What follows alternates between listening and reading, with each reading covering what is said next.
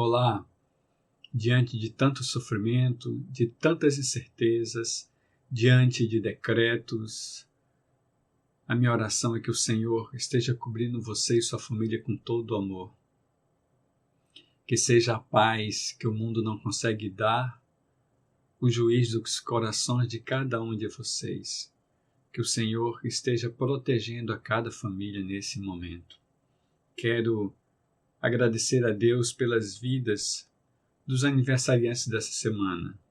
João Paulo no dia 30 e o irmão Jonas no dia 1º de abril.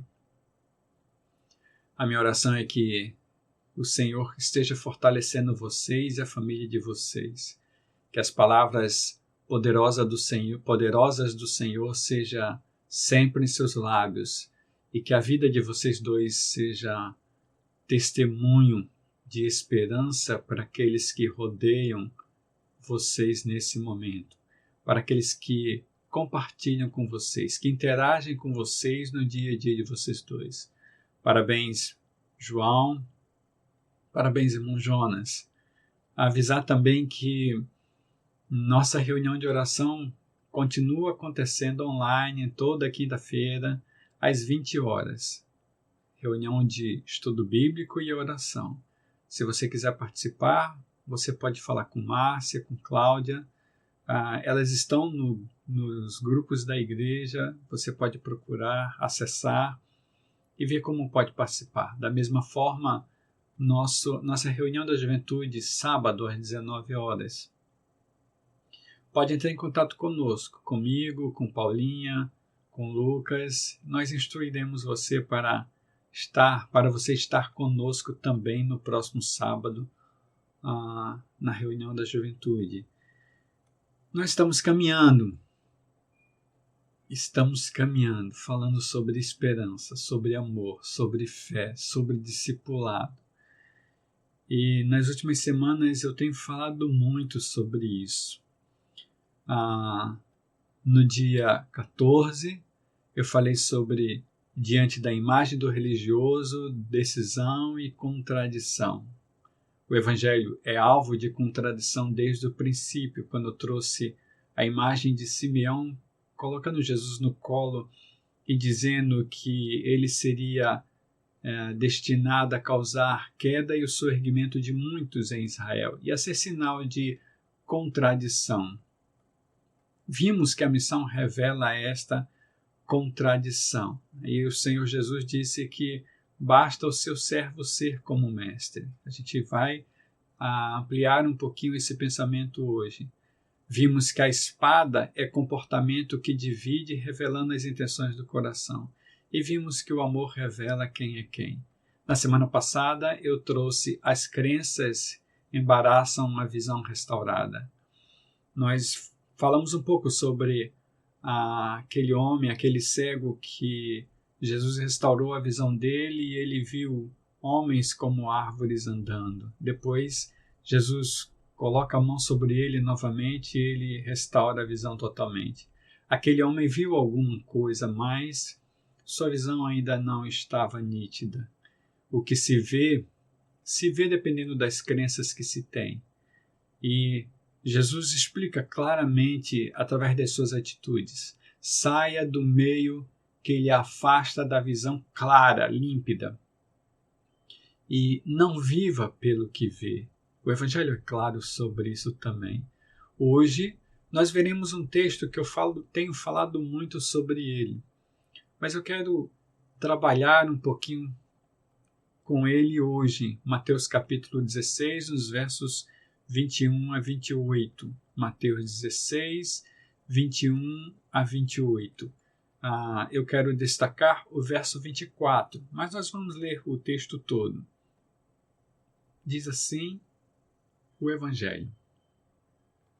Desde aquele momento, Jesus começou a explicar aos seus discípulos que era necessário que ele fosse para Jerusalém e sofresse muitas coisas nas mãos dos líderes religiosos, dos chefes, dos sacerdotes e dos mestres da lei, e fosse morto e ressuscitasse no terceiro dia. Então Pedro, chamando-o à parte, começou a repreendê-lo, dizendo: Nunca, Senhor, isso nunca te acontecerá. Jesus virou-se e disse a Pedro: Para trás de mim, Satanás. Você é uma pedra de tropeço para mim, e não pensa nas coisas de Deus, mas dos homens. Verso 24, eu destaco. Então Jesus disse aos seus discípulos: Se alguém quiser acompanhar-me, negue-se a si mesmo, tome a sua cruz e siga-me. Pois quem quiser salvar a sua vida, a perderá, mas quem perder a sua vida por minha causa, a encontrará. Pois que adianta o homem ganhar o mundo inteiro e perder a sua alma? Ou que o homem poderá dar em troca da sua alma? Pois o Filho do Homem virá na glória de seu Pai, com os seus anjos, e então recompensará cada um de acordo com o que tenha feito. Garanto a vocês que alguns dos que aqui se acham não experimentarão a morte antes de verem o Filho do Homem vindo em seu reino. Esse texto ele está registrado também em Marcos capítulo 8, nos versos 31 a 38, Lucas capítulo 9, nos versos 18 a 27. E referenciado em Mateus 10, 38 a 39, na missão dos 12. Nós falamos sobre ele dias anteriores. Lucas 14, verso 25 e 35, ou a 35, quando Jesus Cristo fala sobre os cálculos do discipulado. E Lucas 17, 33, quando Jesus repete que quem quiser preservar a vida, a perderá. Nesse sentido, eu quero logo passar para o que eu tenho a trazer para os irmãos hoje. Eu trago 4 palavras. 4 palavras que, na realidade, no final, a gente pode adaptar num acróstico. E eu quero trazer essas 4 palavras porque algumas pessoas me perguntam como fazer isso na prática, como ser discípulo de Jesus na prática. O que Jesus quer dizer nesse texto, principalmente no verso 24? Então, a primeira palavra que eu trago é compromisso. Compromisso. Jesus diz assim: se alguém quiser acompanhar-me, outra tradução diz ser meu discípulo, se é uma condicional. Irmãos, irmãs, todas as vezes que eu leio, penso em si na Bíblia, eu lembro de um texto que muitas pessoas apresentam ele sem contexto, de forma que as pessoas começam a aprendem diferente, terminam interpretando diferente, aprendendo diferente e praticando diferente. Esse texto é 2 Crônicas 7, 11 a 16. Aqui temos um contexto. O contexto era ou é a inauguração do templo. É um diálogo entre Deus e Salomão. 2 Crônicas 7, 11 a 16. Preste atenção nesse contexto. Quando Salomão acabou de construir o templo do Senhor e o palácio real, executando bem tudo o que pretendia realizar no templo do Senhor e em seu próprio palácio, o Senhor lhe apareceu de noite e disse, a fala do Senhor: ouvi sua oração e escolhi esse lugar para mim, como um templo para sacrifícios. Se eu fechar o céu para que não chova, ou mandar que os gafanhotos devorem o país, ou sobre o meu povo enviar uma praga, e aí vem o texto que nós lemos geralmente sem o contexto. Se o meu povo, que se chama pelo meu nome, se humilhar e orar, buscar a minha face, se afastar dos seus maus caminhos, dos céus, eu ouvirei. Perdoarei o seu pecado e curarei a sua terra. De hoje em diante, os meus olhos estarão abertos e os meus ouvidos atentos às orações feitas nesse lugar. Verso 16, ele diz assim: escolhi e consagrei este templo para que o meu nome esteja nele para sempre, para que o meu nome esteja nele para sempre. Meus olhos e meu coração nele sempre estarão. O templo hoje somos nós.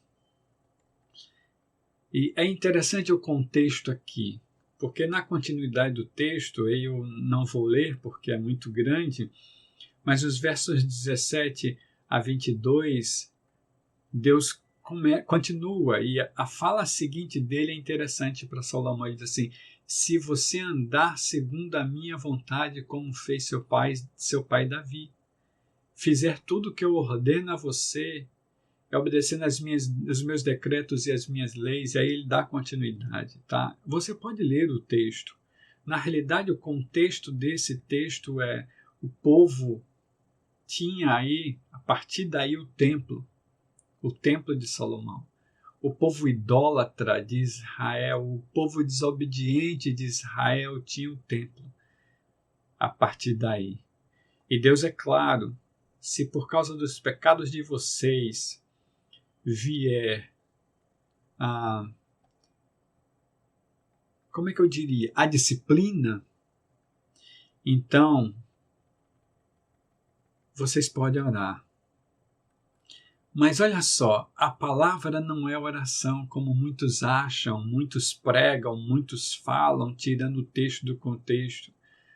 Esse povo que se chama pelo meu nome se humilha e ora, busca a minha face e se afasta dos seus maus caminhos, se converte dos seus maus caminhos. Então, se o povo se converter, se afastar dos seus maus caminhos, eu ouvirei a oração do povo. Essa é a fala de Deus. A fala de Deus não é sacado do objetivo, sacado do contexto, orem que eu vou resolver. Deus está dizendo ao povo: se vocês se converterem dos maus caminhos de vocês, eu ouvirei. Isso me lembra Mateus capítulo 6, nos versos 14 e 15, quando Jesus diz: se vocês perdoarem as ofensas uns dos outros, o Pai Celestial também perdoará vocês. Mas se não perdoarem uns aos outros, o Pai Celestial não perdoará as ofensas de vocês. Né? Isso leva-nos de volta ao texto de Mateus capítulo 26, aliás 16, texto que nós estamos lendo, capítulo 16 de Mateus, no verso 24. Se alguém quiser acompanhar-me. Ninguém obriga você ou eu a acompanhar a ninguém. Não há obrigação aqui. Mas o se quer dizer que se você quiser, terá que ser da forma que o Senhor quer. O povo que era idólatra, desobediente, né? O povo que não entrava no direcionamento do Senhor precisa se converter, ou precisava se converter. Não é diferente hoje em dia. Se você quiser ser discípulo, discípula de Cristo, tem que ser da forma que Ele quer. Não da forma que você quer. Não da forma que eu quero. Você não será perdoado ou perdoada se não perdoar. É clara a palavra. Essa questão dessa graça barata é problema para o próprio corpo. Se bem que a palavra é clara também quando diz que o joio precisa andar com o trigo, não é o trigo que separa ou se separa do joio. O ceifeiro vem no momento exato. E é exatamente o momento que Jesus Cristo fala aqui. Eu quero trazer um texto de transição já para a nossa próxima palavra. A primeira palavra é compromisso. Se você tiver compromisso comigo, estarei com você, diz o Senhor. Exatamente assim. O texto de Romanos, capítulo 8, nos versos 13 a 15, Romanos 8, 13 a 15, diz assim, olha só: pois se vocês viverem, veja o se, eu estou sempre destacando o se, é condicional. Se vocês viverem de acordo com a carne, morrerão. Mas se pelo Espírito fizerem morrer os atos do corpo, viverão. O apóstolo Paulo fala de modo diferente aquilo que Jesus Cristo já havia falado. Ele continua, porque todos os que são guiados pelo Espírito de Deus são filhos de Deus. Pois vocês não receberam um espírito que os escravize para novamente temerem, mas receberam o espírito que os torna filhos por adoção, por meio do qual chamamos Abba, Pai. Paizinho, Pai. Romanos 8, versos 13 a 15. Deus deixa claro, Jesus deixa claro que na realidade o que Ele quer de nós é compromisso. Quando Jesus diz, por que vocês me chamam de Senhor, Senhor, se não fazem o que mando? O que Ele está querendo dizer naquele momento é, eu não sou o Senhor de vocês. Compromisso. Se você quiser ser discípulo de Cristo, se você quiser ser discípula de Cristo, deve ser da forma que Ele quer. E a segunda palavra é abnegação. Abnegação. O que é abnegação, Hamilton? Renúncia da própria vontade, desapego dos interesses próprios, generosidade com sacrifício, altruísmo. Isso é abnegação. E é assim que Jesus Cristo diz, se alguém quiser acompanhar-me, ser meu discípulo, negue-se a si mesmo. Veja, se não quiser ser discípulo de Cristo, discípula de Cristo, não há exigência para se negar. Mas se você quiser, negue-se a si mesmo. É a fala do Mestre. Em Lucas capítulo 22, nos versos 39 a 44, Lucas 22, 39 a 44, o texto bíblico relata que, como de costume, Jesus foi para o Monte das Oliveiras e os seus discípulos o seguiram. Chegando ao lugar, ele disse, orem para que vocês não caiam em tentação. Ele se afastou deles a uma pequena distância, ajoelhou-se e começou a orar. Destaque verso 42. Pai, se queres, afasta de mim esse cálice. Contudo, não seja feita a minha vontade, mas a tua. Apareceu-lhe então um anjo do céu que o fortalecia. Estando angustiado, ele orou ainda mais intensamente, e o seu suor era como gotas de sangue que caíam no chão. Se você quiser, meu filho, assumir a sua missão, esse cálice vai vir. E a fala de Jesus Cristo, ou esse cálice virá, falando mais, a fala de Jesus Cristo é clara. Não é para ser feita a minha vontade, Pai. Eu estou aqui para fazer a tua. Sou teu filho. E vou cumprir a missão independente do que sofrer. Como sofrer. Independente disso tudo, eu estarei contigo. Porque Jesus disse isso o tempo todo nos evangelhos. A minha vontade é a vontade do meu Pai. Em Romanos capítulo 12, nos versos 1 a 3, o apóstolo Paulo traz isso de outra forma. Romanos 12, 1 a 3. E vocês sabem, talvez vocês até acessem isso de cor, porque eu falo quase toda semana sobre esse texto. O apóstolo Paulo diz assim, portanto, irmãos, rogo pelas misericórdias de Deus que se ofereçam em sacrifício vivo, santo e agradável a Deus. Este é o culto racional de vocês. Não se amoldem ao padrão deste mundo, mas transformem-se pela renovação da sua mente, para que sejam capazes de experimentar e comprovar a boa, agradável e perfeita vontade de Deus. Por isso, pela graça que me foi dada, digo a todos vocês, fala o apóstolo Paulo, ninguém tem de si mesmo um conceito mais elevado do que deve ter, mas ao contrário, tenha um conceito equilibrado, de acordo com a medida da fé que Deus lhes concedeu.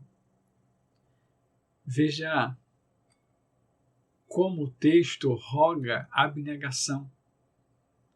Abra mão de vocês. Abra mão de vocês. Coloquem o corpo como sacrifício vivo, santo, agradável a Deus. Esse é o culto racional. Qual é o padrão do mundo?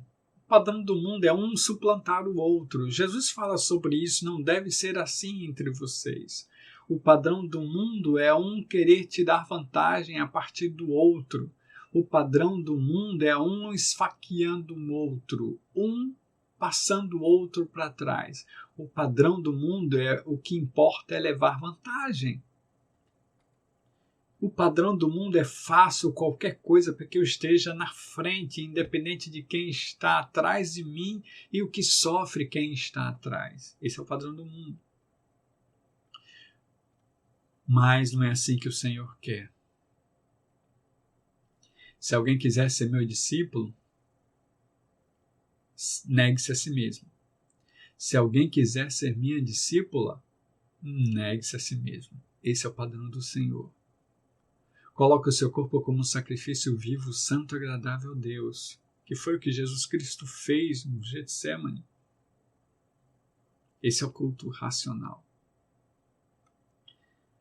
Quero caminhar para o final. Em Filipenses capítulo 2, nos versos 3 a 8, dá continuidade à fala do apóstolo Paulo. Filipenses 2, 3 a 8, quando ele diz: nada façam por ambição egoísta.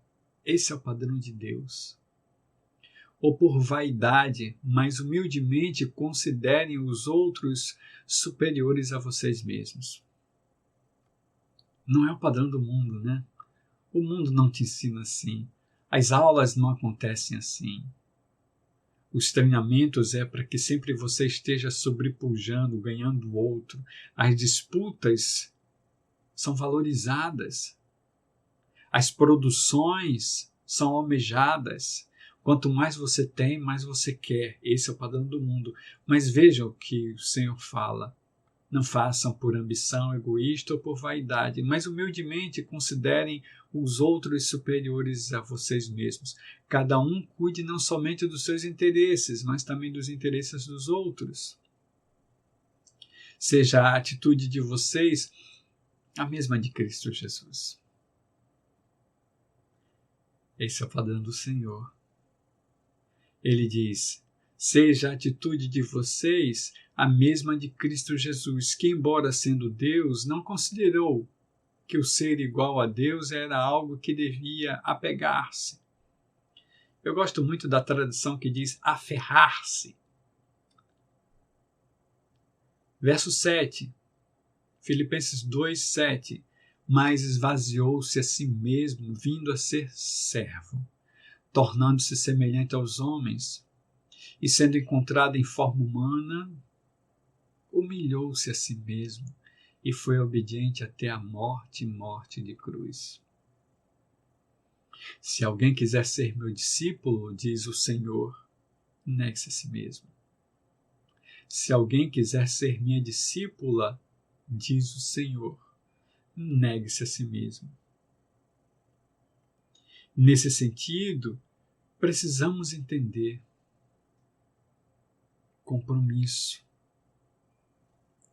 e abnegação. Poderia resumir essas duas palavras num texto. Primeira carta do apóstolo Paulo aos Coríntios, capítulo 13, nos versos 4 a 7, para encerrar. 1 Coríntios 13, 4 a 7, o apóstolo Paulo diz assim: o amor é paciente, o amor é bondoso, não inveja, não se vangloria, não se orgulha, não maltrata, não procura seus próprios interesses, não se ira facilmente, não guarda rancor.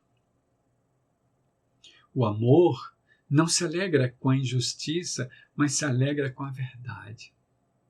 Tudo sofre, tudo crê, tudo espera, tudo suporta. Primeira parte do verso 8. O amor não acaba. Jamais acaba. Nesse sentido, 2 palavras nós vimos. Veremos mais 2 mais tarde. Estaremos ao vivo às 17 horas na nossa sede. Não teremos reunião presencial. Nós estamos embaixo de um decreto, sob um decreto. E aí estaremos com as portas fechadas. Mas você pode nos acompanhar exatamente às 17 horas no nosso canal do Facebook. Eu estarei colocando esta mensagem, você já deve estar vendo, quem vai ver no futuro, no meu canal do YouTube. E amanhã, a mensagem de hoje à noite estará também no meu canal do YouTube. Compromisso. Abnegação. A minha oração é que você entenda o Espírito de Deus, porque só quem consegue ter compromisso e abnegação é quem tem o Espírito de Deus. Entende que não precisa fazer esforço para isso. Entende que não precisa entrar novamente na barriga da mãe, no ventre materno, porque quem tem o Espírito Santo é como o vento. Sopra, simplesmente sopra. Ninguém sabe de onde vem, nem para onde vai. Essa é a fala de Jesus. E a fala de Jesus é fala do Espírito. Vamos orar? Deus, eu quero te louvar, Senhor, pelo privilégio de ter a Tua palavra, pelo privilégio de ter acesso à Tua fala. Obrigado pelo Teu Espírito que caminha conosco e que nos faz entender que somos filhos, portanto herdeiros de Deus juntamente com Jesus Cristo, que segundo a palavra é o primogênito, nosso irmão mais velho. Quero te agradecer por essa intimidade, Paizinho, pelo privilégio que tu nos concedes de sermos chamados filhos de Deus, enxertados na videira. Muito obrigado, Senhor. Mas nesse momento meu coração chora por muitas vidas. Meu coração chora por mais de 300.000 pessoas nesse país que foram ceifadas pela Covid-19. Chora, Senhor, meu coração chora, porque muitas famílias estão enlutadas. Que o Senhor nos acompanhe nesse momento no nome de Jesus, porque o sofrimento é muito grande. Quando nós chegamos a mais de 3.000 mortos por dia, quando nós chegamos numa saúde despedaçada, depredada, destruída, o povo sofre por causa disso. As pessoas que estão na linha de frente da saúde brasileira sofrem por causa disso. Médicos, enfermeiros, técnicos, psicólogos, fisioterapeutas, nutricionistas e outros profissionais que talvez eu esqueça no momento, mas, Senhor, sofrem. Quem está na linha de frente está sofrendo muito. E a minha oração é que o Senhor fortaleça os ânimos nesse momento no nome de Jesus Cristo, restaure a força, derrame a paz, ministre sobre corações e mentes fortalecendo-os no nome de Jesus. A minha oração é que o Senhor fortaleça as famílias enlutadas. Olha pela irmã Dalgisa, Senhor, pela família do pastor Pires, que infelizmente nos deixou da mesma forma. Olha pelas pessoas que estão na UTI nesse momento, Senhor. Olha pela irmã Hilda, Senhor, que está sofrendo nesse momento na UTI.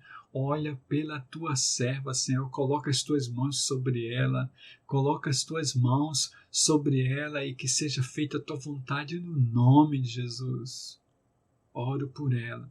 Oro pela família dela que sofre vendo todo esse processo. Oro pelo marido dela, Senhor, que está sofrendo, já conseguiu vencer a Covid, mas sabe como sua esposa está.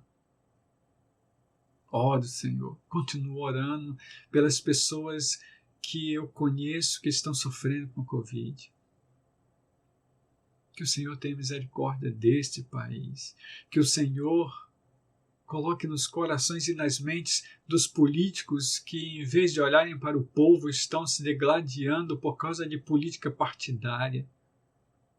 Oro por políticos que, em vez de estar colocando o dinheiro que recebe, Senhor, investindo o dinheiro que recebe devidamente na saúde para salvar o povo, está embolsando.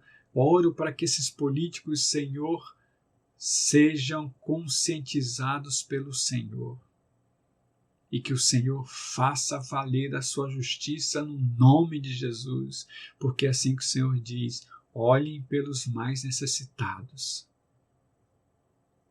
Eu oro para que o Senhor seja Senhor desta nação, verdadeiramente, não por um grito político, mas pela justiça que é sua, pela balança justa que está em suas mãos.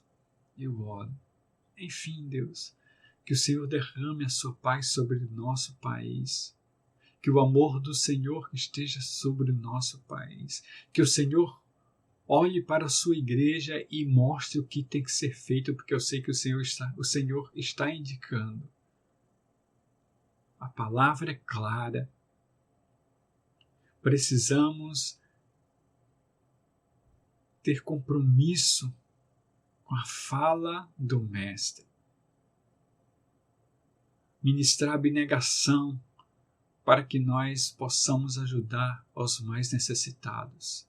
Porque a fala do Mestre é que a igreja de Deus é lâmpada para essa nação, e lâmpada que não pode ficar embaixo da mesa, mas um velador na parede, iluminando, testificando, mostrando o caminho. Eu oro que o Senhor coloque o seu rosto sobre nós, que o Senhor ministre a sua paz sobre nós, que o seu amor seja derramado sobre nós e que vejamos a glória de Deus curando este país. Eu oro no nome de Jesus. Amém. A minha oração é para você também. Graça, paz, amor, misericórdia, livramento, compromisso, abnegação, enfim, que o Senhor te abençoe e te guarde te conscientizando da tua função no corpo para a honra e glória dele. Deus te abençoe.